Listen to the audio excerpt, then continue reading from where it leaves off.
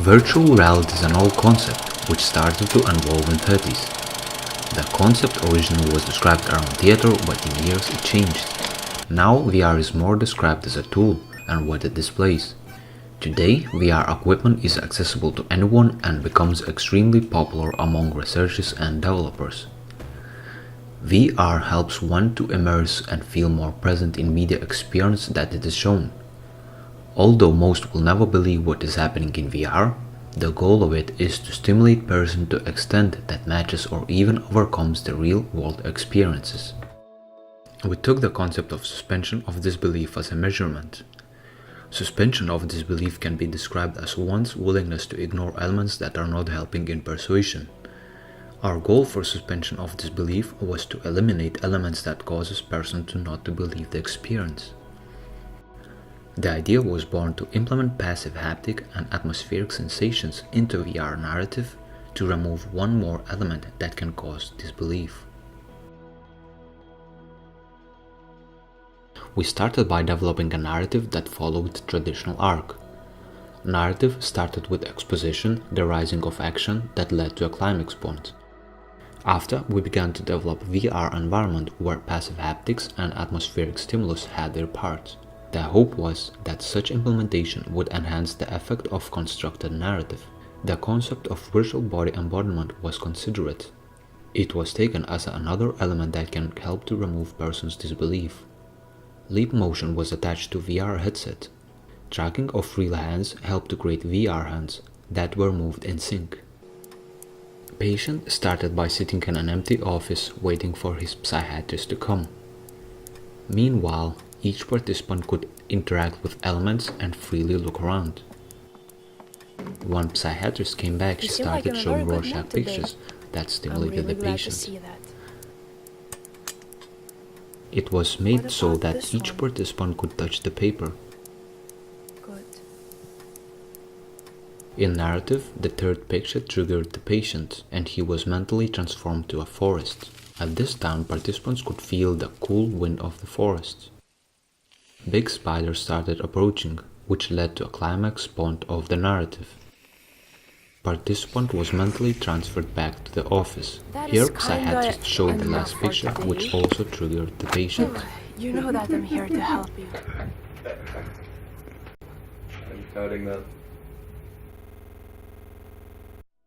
We set out to a task to measure difference between two conditions: experience that is enhanced by the haptic and atmospheric stimuli, and a standard experience without such elements.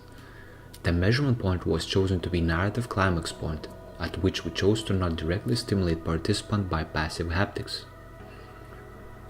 Goal was to see whether haptics enhanced story would affect the impact of narrative climax point. This would suggest that haptics and atmospheric stimuli can directly affect the effect of narrative.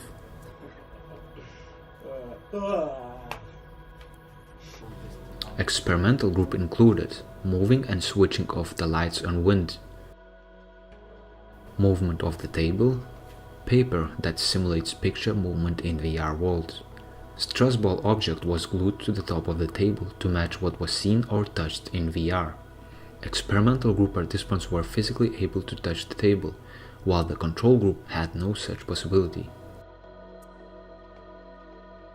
3 methods were used to gather the results: 2 questionnaires before and after the experience, psychophysical measurements, and observations that were written down systematically. Majority of the participants were also filmed. Empathic wristband was used to gather heart rate and skin conductance data. Heart rate was measured to be higher in the control group when comparing baseline and climax points of both groups, although the difference was not statistically significant. Data of skin conductance was meaningless as it did not show any logical pattern that could be related to the narrative or other elements. Questionnaire results were more various, although overall experience had no statistical difference as well. However, the enjoyment of experience in the experimental group managed to get a statistically significant positive difference. Observed body language showed that participants were reacting to the narrative. It was also noticed that participants in experimental group were interacting and testing the environment much more than the participants in the control group. Majority of participants in the control group tested haptic possibilities at the beginning of experience and stopped trying soon after. Observations clearly showed that reaction of body language between participants were very different, suggesting that each participant responded differently to the same narrative.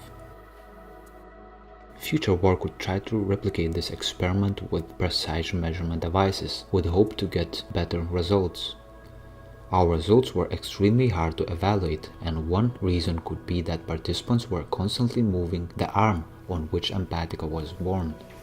Results sometimes would show dramatic heart rate changes that are likely to be not possible for real human to experience. That was considered to be a movement artifact rather than a real heart rate. Similar happened with skin conductance data.